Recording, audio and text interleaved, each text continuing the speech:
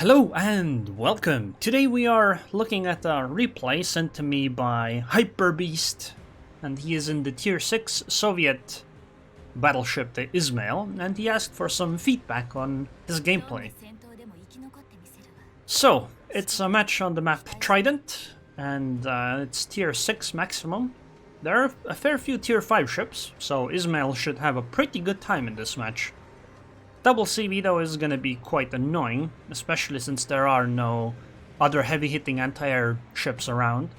So the plan should be to try to stay near another high-tier battleship. Say a New York, or maybe, I guess I would like the König to be honest more. I think that offers slightly better anti-air. Right now he got the short end of the stick on the spawn though, meaning that she's basically alone over here. I would basically go either in that direction or that direction, because you're gonna make contact too quickly when you go this way, and you're alone, meaning that you're the prime target for CVs. So let's see, what does he do?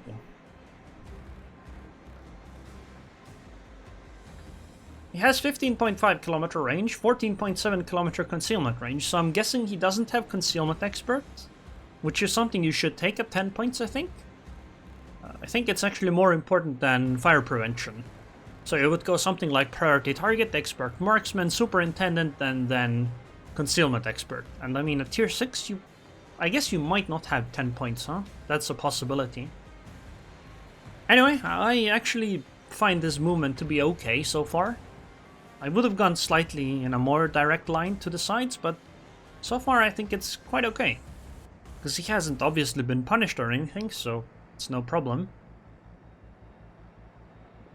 Going on to this side, I guess the Monty and the New York Icarus, the other Monty, are over there on the enemy side, which actually are pretty good targets for an Izmail.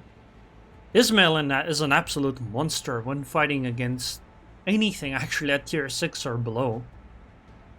Her guns are pretty damn good and her armor is really, really good, especially versus HE at this tier. Does the Izmail really only have 15.5 kilometer range though? Because I kinda remember it had slightly more.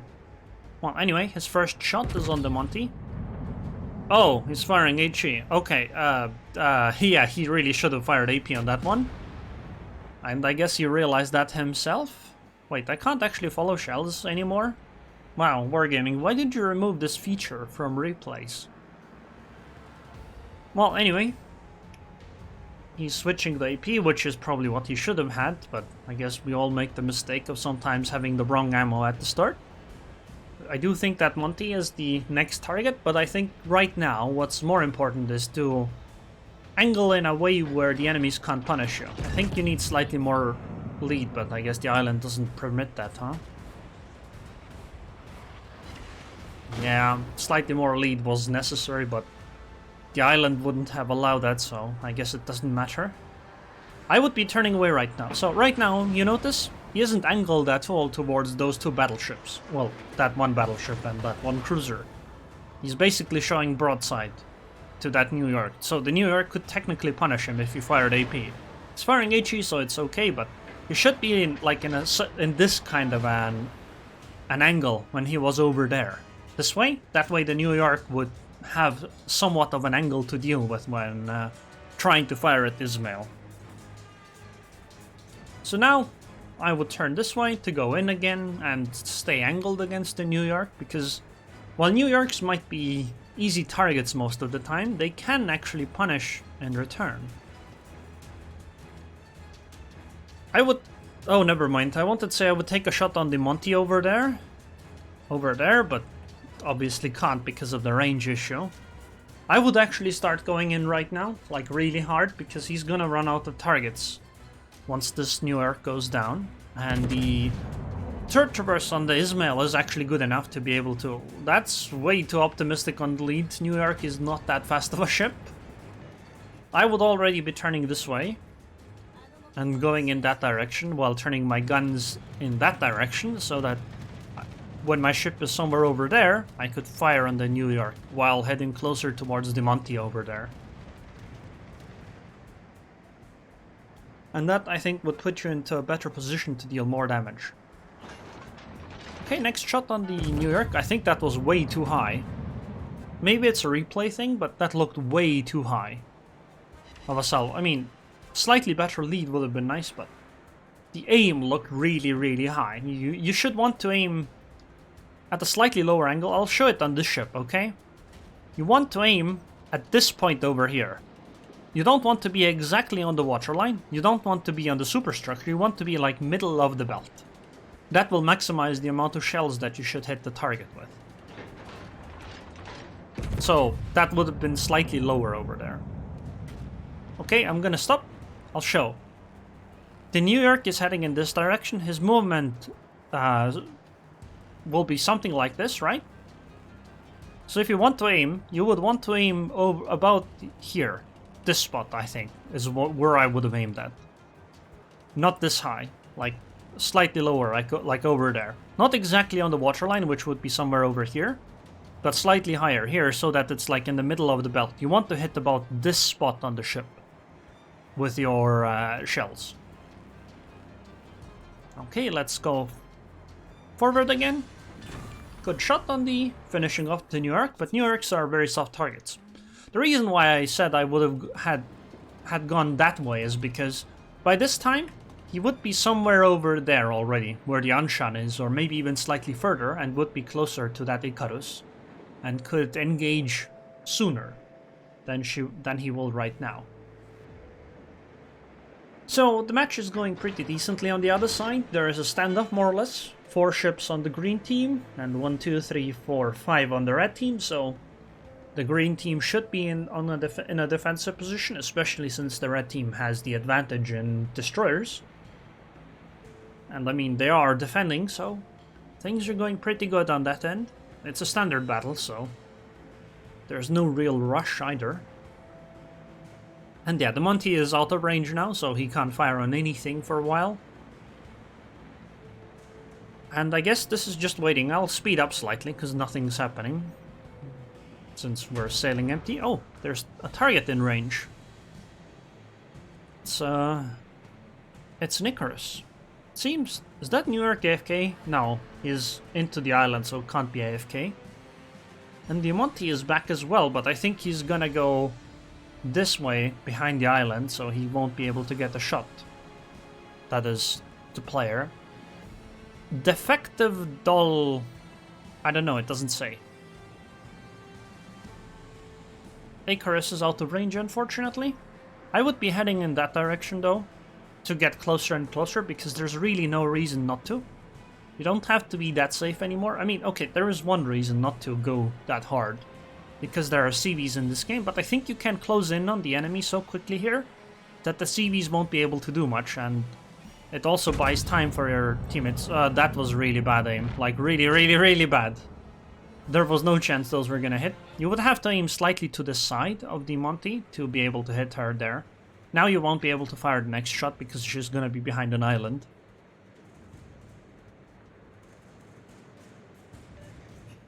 Okay,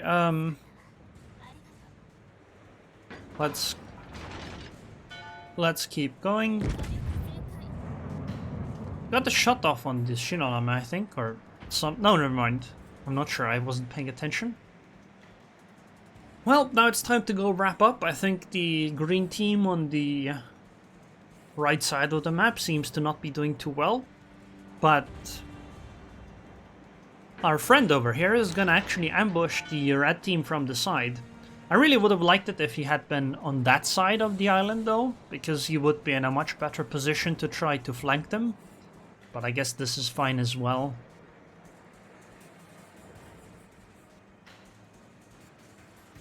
Aoba is turning the other way. There's no chance of firing a shot over there, and there's nothing over there either. He also could have been firing at the New York all this time if he had just gone to where the Monty is, or that New York over there. At least he'll be able to finish the Aoba here.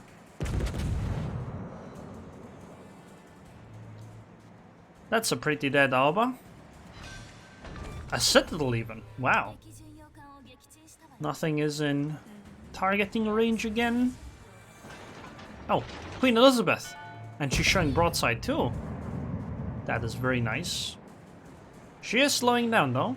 You can tell by the smokestack.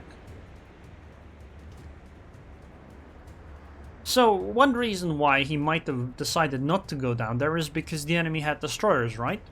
So the way you want to fight destroyers is you want to sail in a straight line for a bit, and then you want to turn somewhat. Not much, let's say 15 degrees. Then you want to sail in a straight line for a while, and then you want to turn again slightly, then sail in a straight line for a while, then turn again. And you want to do this over and over again, and this makes torpedoing you very, very difficult.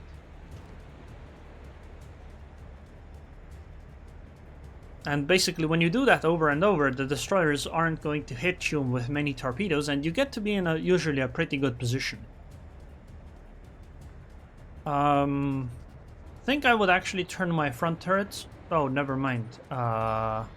There's only one front turret on this ship.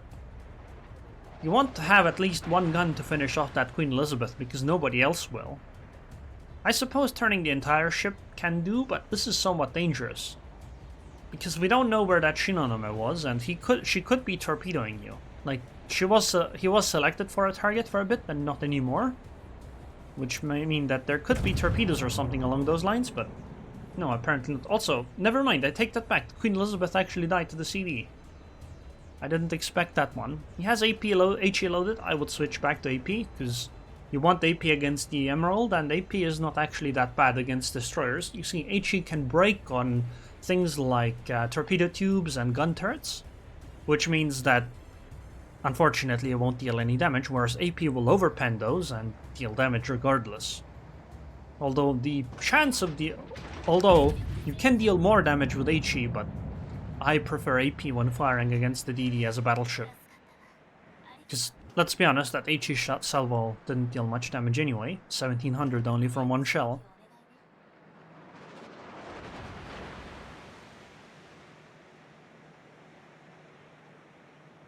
And the AP shell here would have been, or AP shell would be quite nice here against the Emerald, but I suppose HE can do as well. Because I believe the Emerald has thin enough armor that that's gonna miss. Okay, so when you see a ship going this way, you don't want to aim on top of it. You want to aim to the side. And if the ship is going this way, right? And she's going in this direction, you want to aim to this side, not this side or on top of the ship. You want to aim to the side that the ship is heading towards.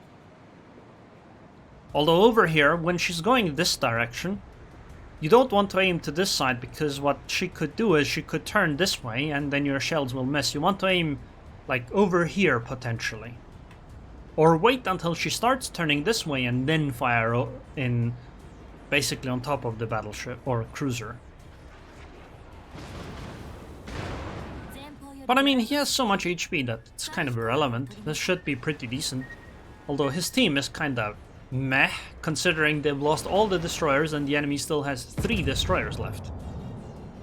Was that a bit too low? Well, it worked out well though, so I guess it's fine. Hello Graf Ferdinand, Happy New Year. I wish it was 2019 still, because that year seemed much better. At this point, I would probably try to fire one of the salvo or one of the turrets on the New York and the other ones on the Icarus.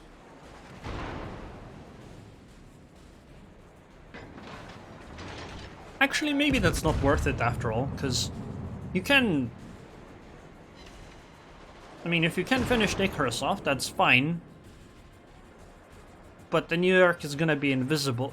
It's gonna be in vision regardless, so you can finish her off at any time.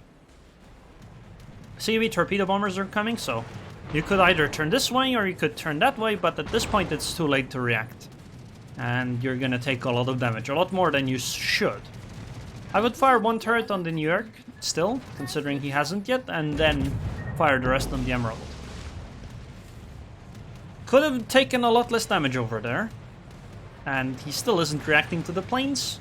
Should have turned at least earlier. Use a heal as well at this point. Heading closer towards the Ranger is pretty decent though. So he'll be able to finish her off at some point. Engine broken, okay, fine. And I guess I will try to finish the Emerald here. Never mind. I didn't notice where the turrets were turned. So I guess, yeah. If your turrets are already turned on the Ranger, sure. But I think I would have still tried to finish the Emerald with one salvo. And then after that, focused on the Ranger. Because the Ranger can just make it difficult for you to eventually finish her off. Whereas you could finish the Emerald potentially. This is a replay, yes. And now it's gonna be frustrating because you can't do much. Oh wow, he's turning into the torpedoes. This might hurt even more. Okay, never mind, that was a pretty bad drop. You would have probably taken one torp anyway, so... Oh, that actually almost missed. Interesting. Anyway, the Ranger actually played really poorly and sailed too far, so he gave... I guess the Ranger took pity on the Izmail? Because he's pretty much dead now. 25k. Wait, why did you switch to HE? You didn't even fire all of your turrets and you switched to HE. That was most definitely a mistake. Because now, you could have potentially finished off the Ranger on that one. But now it'll take you another shot. But I guess it's fine, because the Ranger isn't doing anything anyway to try to avoid this. Although I don't really see why you would want to switch to HE anyway. AP is pretty good, because it can Citadel. I mean, so can HE, but HE, if it hits an armor plate, or if it hits anything, even if it's really, really thin, it'll detonate on that, and if it's not a Citadel, you're not getting a Citadel. So, one more shell should do it, but I think if he hadn't switched ammo types, he would have finished him off even on the first salvo, and if not on that one, at least a follow-up. But now it took at least an extra salvo, potentially even two.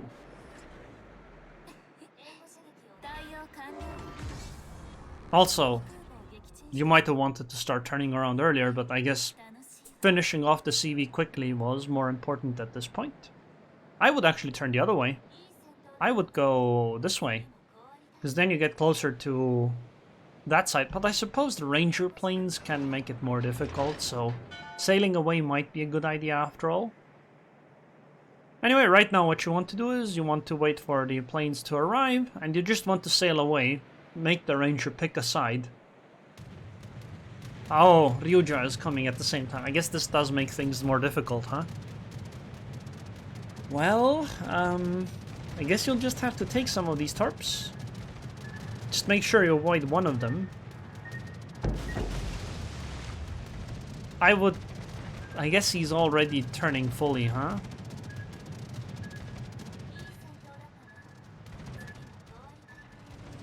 I would want to be in a full turn in this direction, but... Wait, the rudder isn't showing off on at all. Oh well. Well, I think you could have tried to dodge these planes better, and I think actually if you had...